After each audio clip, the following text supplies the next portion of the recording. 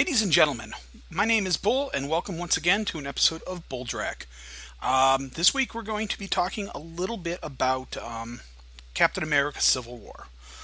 This video will contain spoilers, so if you haven't seen the movie yet and you're interested in avoiding those sort of things, I suggest you step out of the room now. I'll give you a second. Okay, so we're going to talk about the movie a little bit. First off, fantastic. This is one of my top Marvel movies. Probably my favorite one.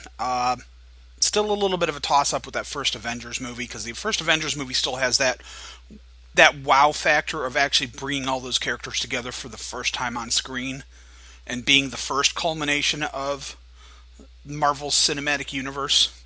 But honestly, Civil War takes everything that the first Avengers movie did and just jacks it to 11.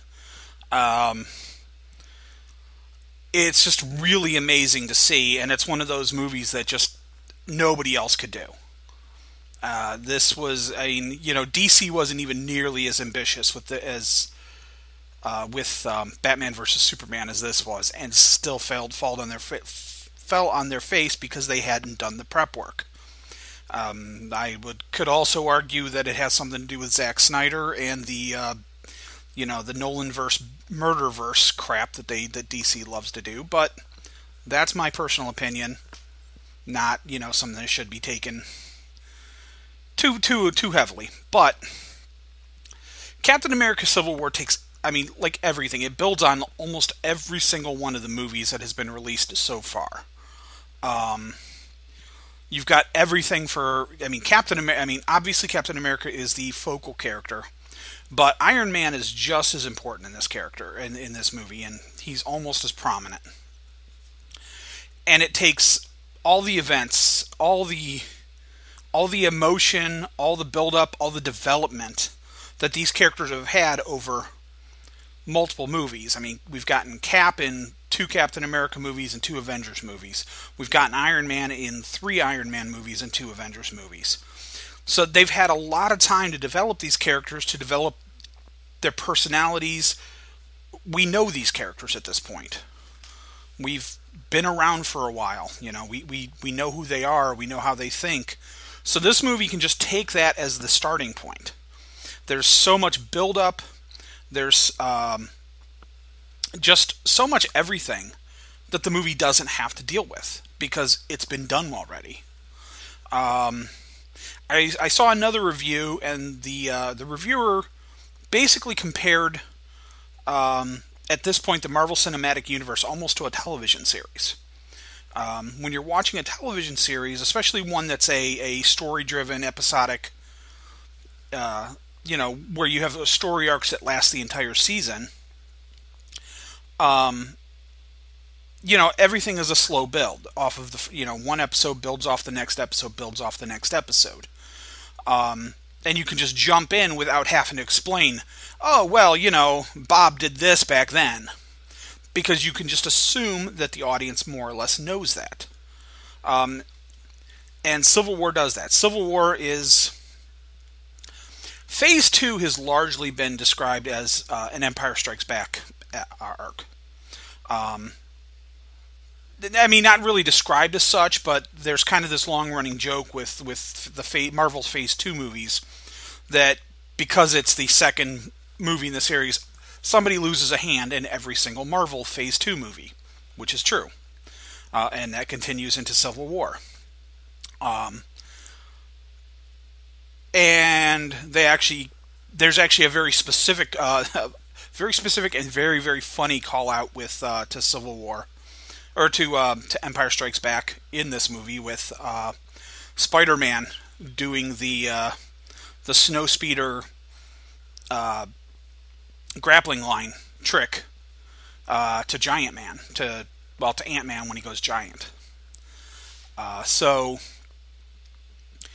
Like I said, Marvel's it's sort of like their self-described Empire Strikes Back, and that's very true because, like Empire Strikes Back, when we end the movie, and this ends Phase 2, we're going to be going into Phase 3.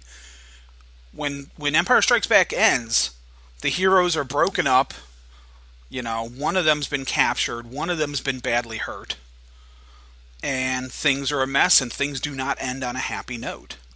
And Civil War is very much like that. At the end of Civil War, the Avengers are broken. Half the Avengers are now wanted fugitives. It is not a great place to leave a movie for just, the emotional impact of it all. But it also really makes me want to know how they're going to resolve this, how this is going to happen moving forward.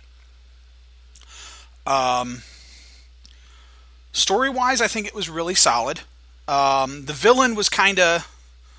I like the villain, and I like the way they used him. I thought it was very unique. But he's not a supervillain by any stretch. This is not a Red Skull trying to take over the world plot. This is a very almost mundane plot. The villain is Baron Zemo. Well, he's not really Baron, he's just Zemo. But Zemo largely exists basically to just keep throwing a monkey wrench into everything that's been going on. Every time things start to seem to be getting better between Tony Stark and Steve Rogers, something that Zemo did just mucks it all up again. So they just keep bouncing and butting heads, and I apologize, I'm moving the camera around a little bit. They keep butting heads, and it's just...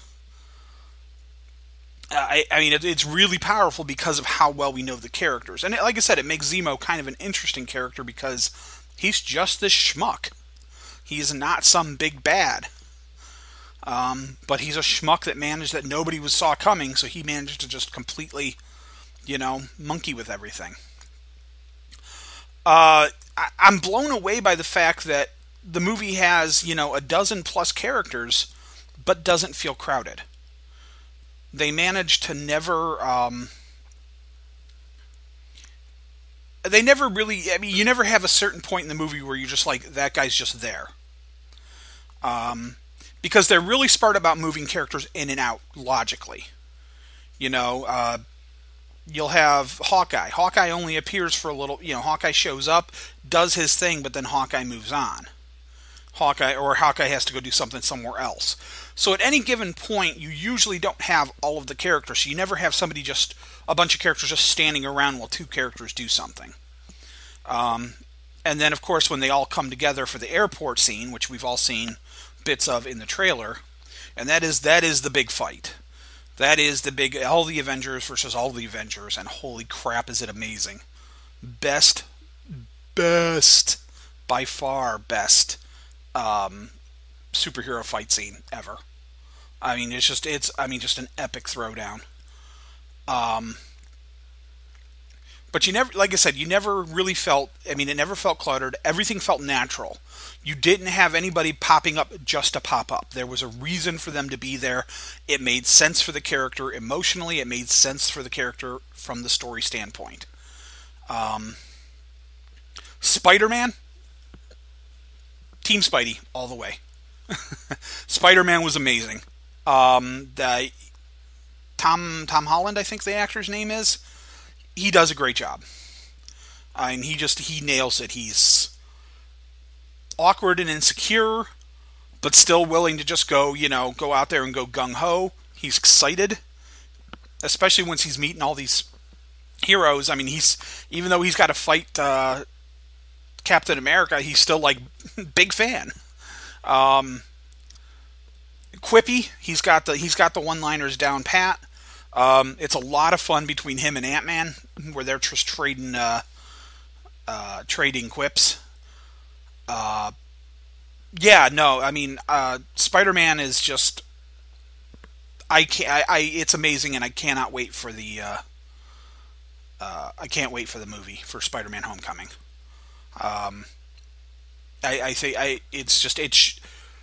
Compared to Amazing Spider-Man, and even compared to Sam Raimi's Spider-Man, the first one especially, and the second one, the first two, third one was kind of but that was network, that was studio meddling.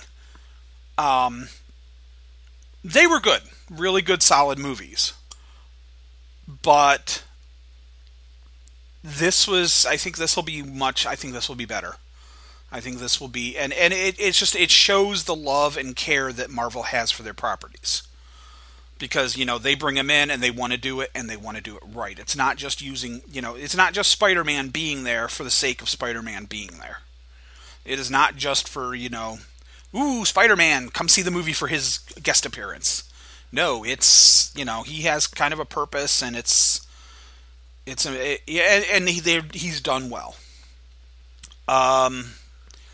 Black Panther is an interesting character.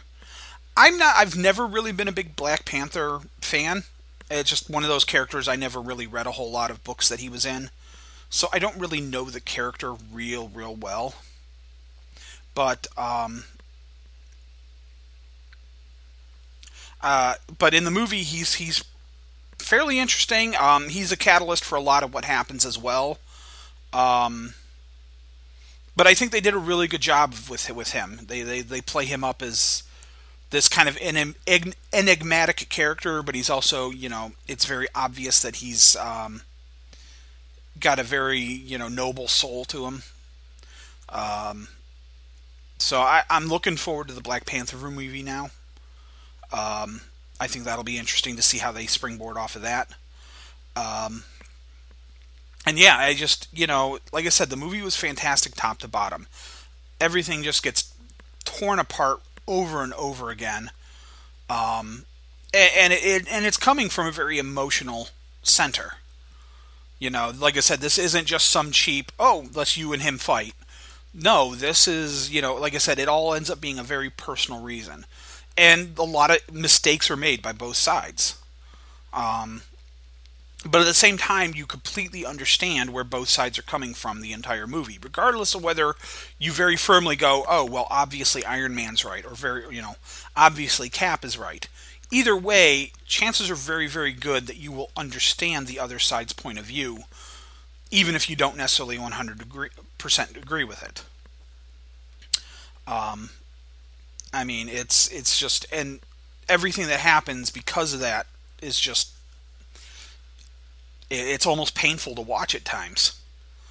Like I said, it's just great movie. By far, I mean, it's definitely up there with Avengers and Winter Soldier. And the first Iron Man movie as just excellent film, excellent pieces of art, and excellent portrayals of the comic material. Yeah, so, check it out. If you have not gone and watched it yet, even if you watched all this spoiler crap, and if you did watch it, hopefully you enjoyed it as much as I did. I think it was fantastic, amazing, spectacular, uncanny, fantastic. I said that one already. What other adjectives does astonishing? Yeah, no, it was a good movie. I really, really enjoyed it. And I look forward to can't talk.